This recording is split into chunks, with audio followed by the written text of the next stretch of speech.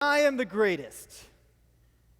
I fly like a butterfly. I sting like a bee. King Kong ain't got nothing on me.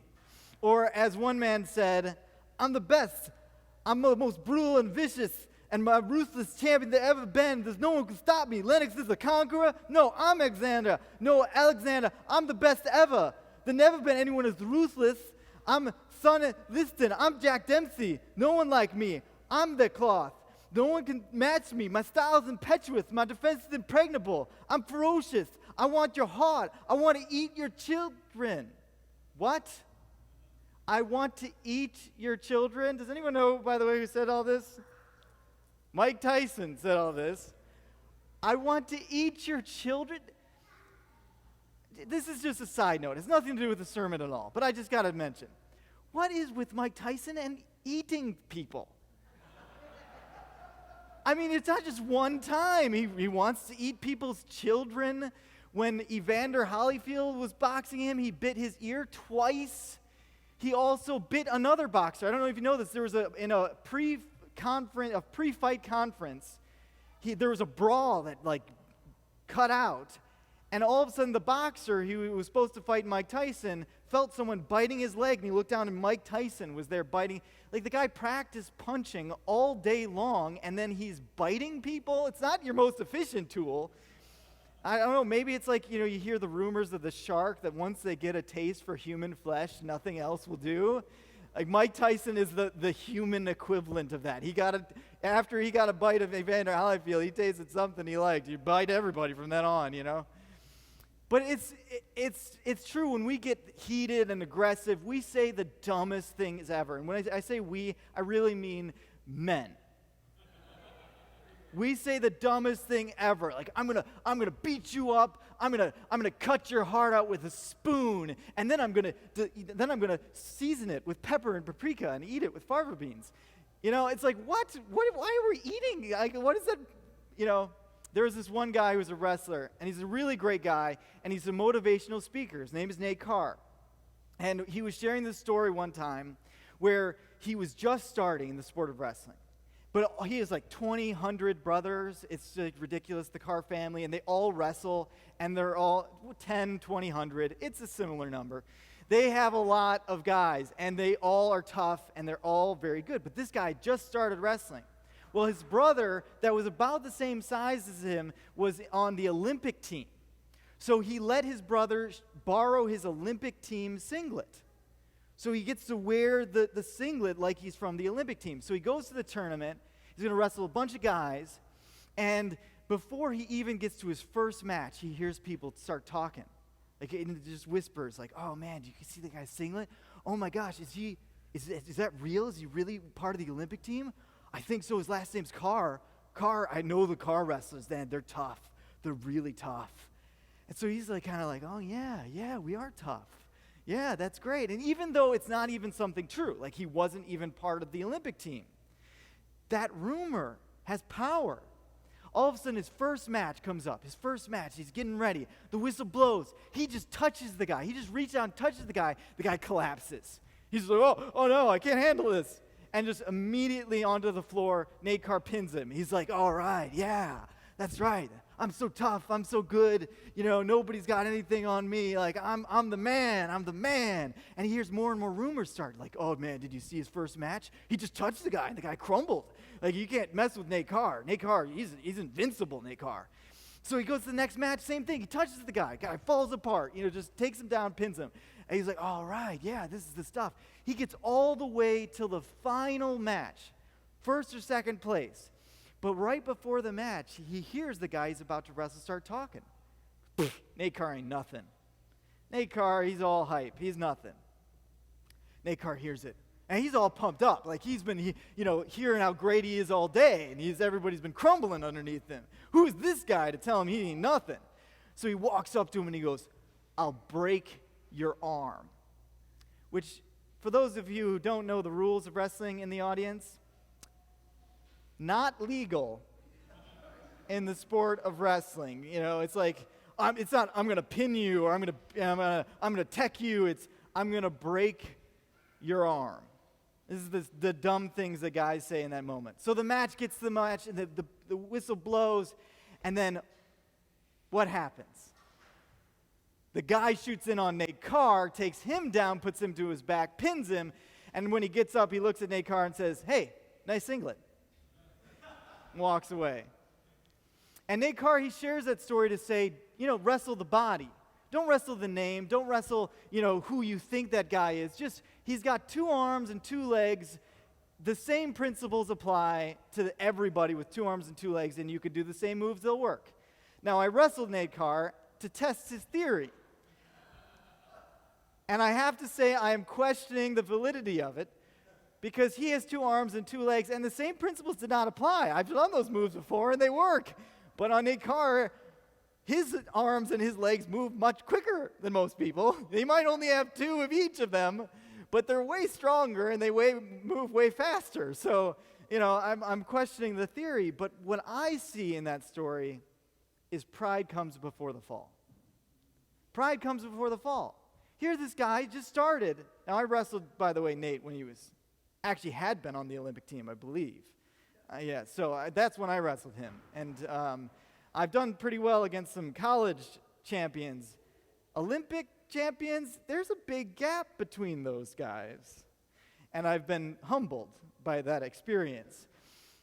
Humility is a powerful thing. It is an important thing to know where you're at. But we push ourselves and we strive for this accomplishment. We want to accomplish things in life. Why not? As I've heard some people say, what's the use of being a blank if you can't be the best blank? Do we really believe that? What's the use of being a piano player if I'm not the best piano player of all time?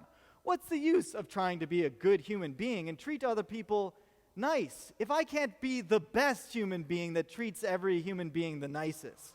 I might as well not try to be a good human being. Does this logic work? No, this logic doesn't work. It's a silly idea. It's a silly perspective.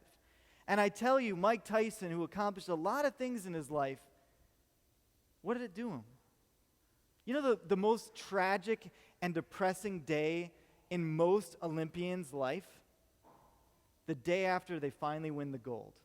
And I've heard this from several Olympians speaking, because of this wrestling camp, actually, we had Olympians, and that's what they said. Oh, gold medal, it's great when you win it. The next day, not even a week, the next day, you look at that hunk of metal and you say, what was it all for? I strived, I pushed, I achieved, I advanced. The only people that it becomes a real statement of pride that isn't just about being prideful is when they did it for something else. Is when it was about a bigger purpose in their life of fulfilling. When it was about their own self-worth by achieving, it's nothing. There's a lot in this society that I don't like. There's a lot of things that I would change if I could. But one of the first is how we look at fame. This false idea of that person is so important or special because they have a talent. And sometimes it's the most silly thing, like there's a guy who can shoot a basketball and it goes in every time. Wow, that's really impressive. But is that going to make their character for the rest of their life? Does that really matter?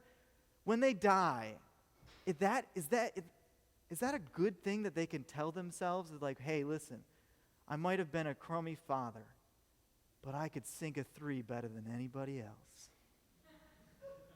No, that's a stupid mentality to go through life. Individual achievement is nothing. Teamwork. Being part of something where you look to the needs of others. I've been a wrestler since I was 5. And I have been involved in a lot of different sports and a lot of different competitive activities. So in some ways it gets wired into you, this competitive mindset. And I've struggled a lot with this idea of pride and humility. The difference between being very confident that you're the best ever and nobody ever can match you, and you're the worst ever and you're completely worthless and nothing in your life matters that you do because you're just a crummy human being. Now, hopefully, we don't have any people that are in either of these extremes. But if you just look at these two extremes, you could ask yourself, well, what's more biblical? And according to most teaching that I have heard, it's that we should be here. If it's between the two, right, it's better to think of yourself as worthless. I ran into one woman who was talking about physical attractiveness, and I was saying, well, you're a physically attractive person. And she's like, well, I don't know. I'm like, no, of course, you got to know that you're a physically attractive person. And she's like, well, honestly, Richard, and this is word for word what she said to me, honestly, Richard, what kind of human being would I be if I acknowledged that I thought I was beautiful? Which meant that she thought she was beautiful, but she didn't want to acknowledge that she thought she was beautiful, which I thought was kind of silly because it's false humility. She actually believes that she's beautiful, which is fine, she was. And also, not the first thing in my life that I choose to be humble about. Who cares? Physical attractiveness, if I had to rate a list of 100 virtues to have, it would be one of the lowest. You see, physical attractiveness, when you get older, it's not a big deal. It's not a big thing. Like, oh yeah, I was like, if that's your thing, it's like shooting the basketball. If you're like, yeah, I was Miss America when I was 20 years old, and that's all I've accomplished in my life. Like, okay, who cares? The beauty of your soul, of your character, and who you really are is what really ends up mattering in the rest of your life. So anyway, I looked through the Bible and I was like, okay, what does the Bible say? Because when I looked at the dictionary, I was depressed.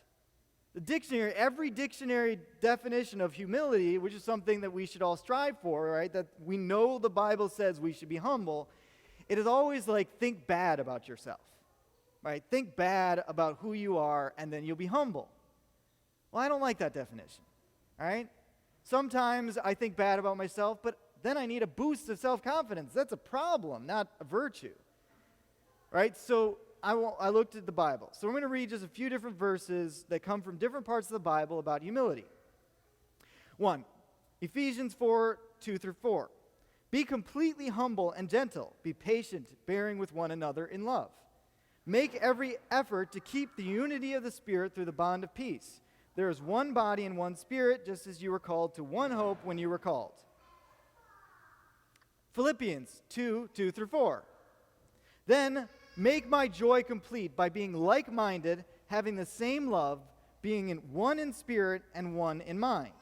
Do nothing out of selfish ambition or vain conceit. Rather, in humility, value others above yourself, not looking to your own interests, but to the interests of others. Finally, we have Romans, which is a little bit of a longer one.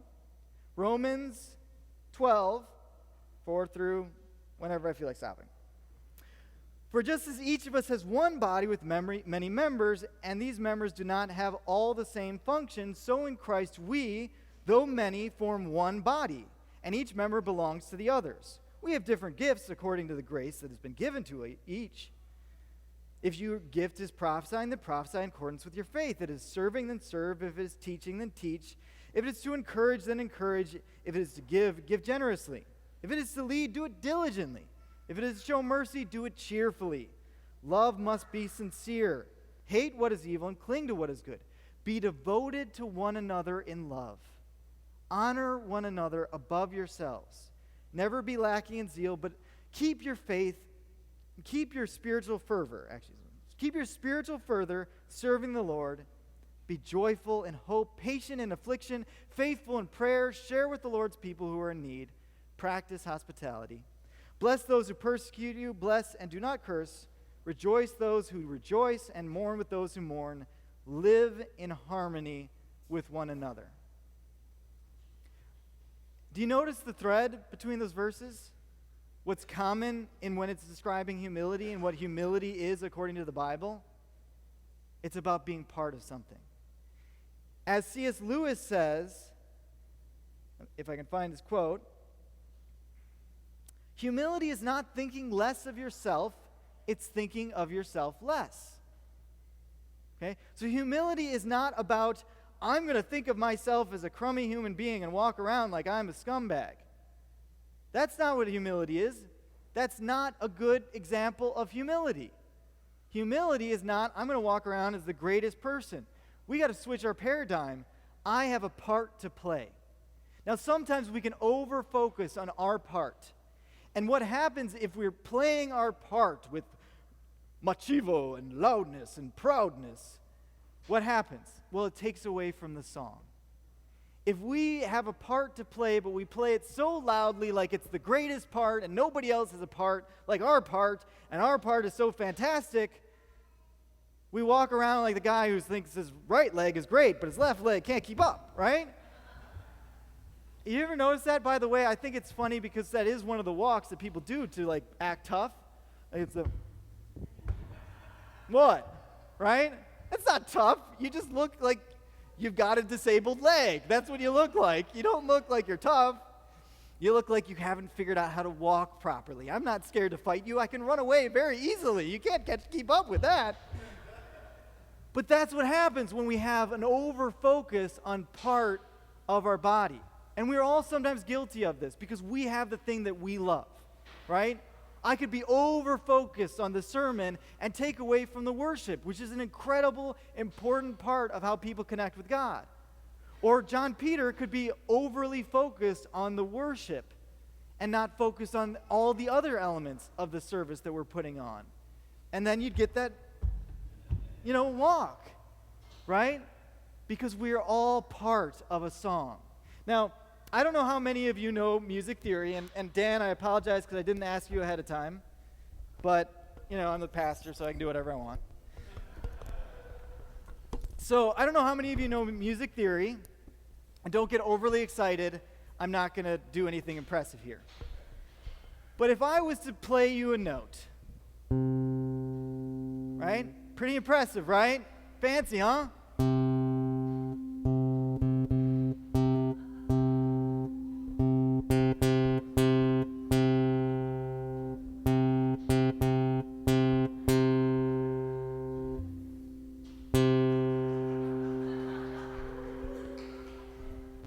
I wrote that song myself.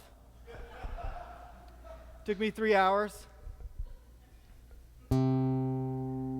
As an encore. Not much, right? Well, that's the root note. It's important. It's in fact, if anyone in music theory would say it's the most important note. If I played that chord, but I don't play the root note, it won't sound right. Bass players, this is all they basically play. But it's why I think the bass is always can never be too loud. Because that root note is so important. It grounds you. It grounds the whole chord. It's the center. And if you actually go into the math behind it, and we won't, because that would be boring, because math is boring, right, people? No, it's not. It's entertaining. It's music. All right, so the root note, it's got that frequency, right? That frequency that hits, that boom, that's it, right? The next one is the third. Now already it's starting to sound a little better because it's, right? We got something here. So the third, right? We're playing that actually. Am I doing the third there? Yeah. All right, thank you. Thank you, music theory people. So, starting to get somewhere, right? Now the third is a smaller frequency, and I'm not going too much into the math of this because I don't know it. But no, because it's boring. That's why. It's not because I don't know it, right? But anyway, and then there's the fifth.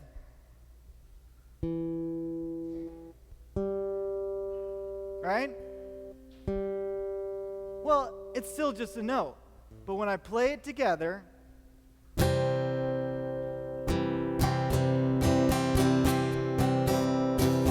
then it starts to become a chord. A chord which comes from the word accord.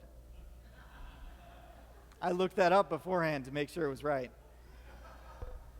Accord, which means in one harmony. That's right. Every chord they're playing is a harmony in itself.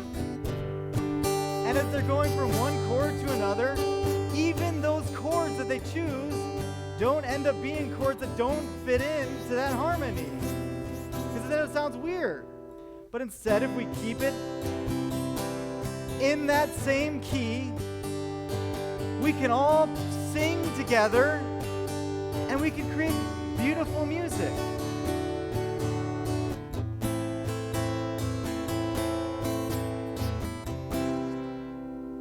Right? That's how we play. But notice something. Everything is of one spirit, in harmony together. And it's only when we all play together that we make a beautiful noise. If you over-focus on your part, you're not singing great. But if you under-focus on your part, you're detracting. Do you realize that? See, humility is not about self-importance. Humility is about group importance. Humility is about understanding that we are important as a community together. And undervaluing your part to play in that community is as dangerous as overvaluing it. Either one can destroy the harmony. Singing right at the mic here can be just as dangerous as singing at the mic here, because we all have a song to sing together. The song that we sing to give glory to God.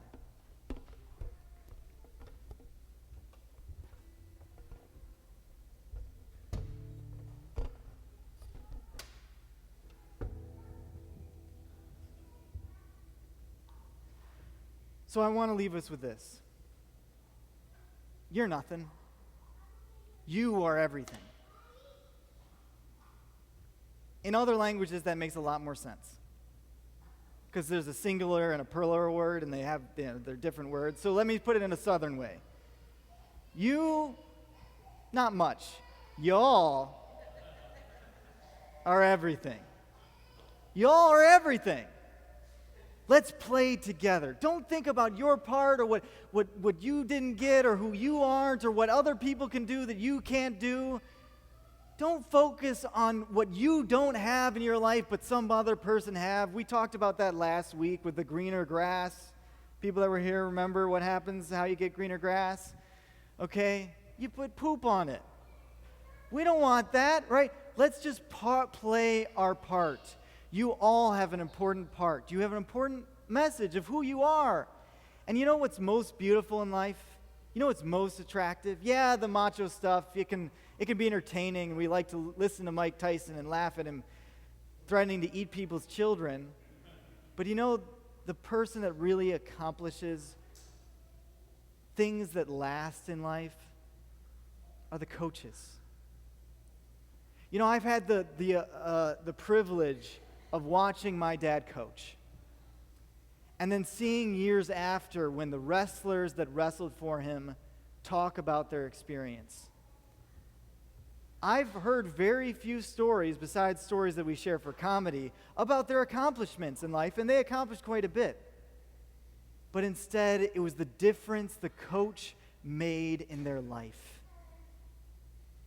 That's a treasure that he gets to unwrap every day, of knowing that he built other people up. He lifted their self-esteem. He showed them their role, their importance as part of our team. The coach. That's really who matters on the team. That's really who wins or loses. And if you want to go through life as an athlete, that's fine. But I think you're missing out. Because it's much better to go through life looking to the needs of others and building up the needs of others. You want to have a treasure that you get to unwrap every day, give a gift away. And then every time you see someone use that gift, you get to unwrap that gift again. That toy never goes old because you gave that toy to someone and you saw cheer and joy in their heart. Live lives loving others and not about your own part. Now, that doesn't undermine your part. You gave. You did it. You made an impact. That's great. But it wasn't about you. It was about lifting others up. Lifting others up. Those are the lives that are most full. Now in life, there's a lot of different things that can distract us from listening to our coach. I remember in wrestling matches, we had these headgears to protect our ears. That's why my ears look so pretty. Big, but pretty, right? Because as a wrestler, a lot of times they have the cauliflower where it's just, right? Because they don't wear the headgears. But when you got headgear and you got the crowd cheering, you got all this stuff, and then some guy's banging on your head over and over, and you're trying to listen to one voice in all that. Whose voice are you trying to listen to? The coach's voice. See, the crowd is cheering, maybe even for the other guy if you're not popular, which often happened to me. Right? So they're cheering for the other guy, or they're just going, get him! Break his arm, right? Because they don't know what to do. They're enthusiastic like your supporters. They want to help, but they're just going, break his arm, right? But the coach is saying, hip out, shoot, single leg, right? Wrestling is the only sport I know. I'm sticking with that, okay? Because the coach knows what you need in that moment. So in life, listen to your coach. The one giving you advice about hip escape, leg, you can do this. Come on. You can do it. I believe in you. I believe in you. That's the voice that God's trying to speak to you, right? We can do this together. Listen to the coach's voice above the din. But the other thing I want to share is this. God is inviting you to not just be part of a relationship with him, but to be part of his mission as well. So sometimes you get to be that coach. You get to be the person that is between winning and losing for that person in that moment of their life. Because they're down and they're distraught and they don't feel like they can do it, and you get to be the person that speaks that one word of encouragement that's enough for them to go on. You can do it. I believe in you. We'll do it together. That's what family is about. That's what community is about. And that's the invitation Jesus invites all of you to when he says, come and follow me, for I will make you fishers of men. Come and follow me, for I will allow you to lift people up out of the muck and the mire and give them hope and let them keep going on. Come and follow me, and one day you will be able to look to people's lives that will never again be the same because you made a positive impact on who they are. Keep that in the forefront. Focus on that in life, and you will never lose.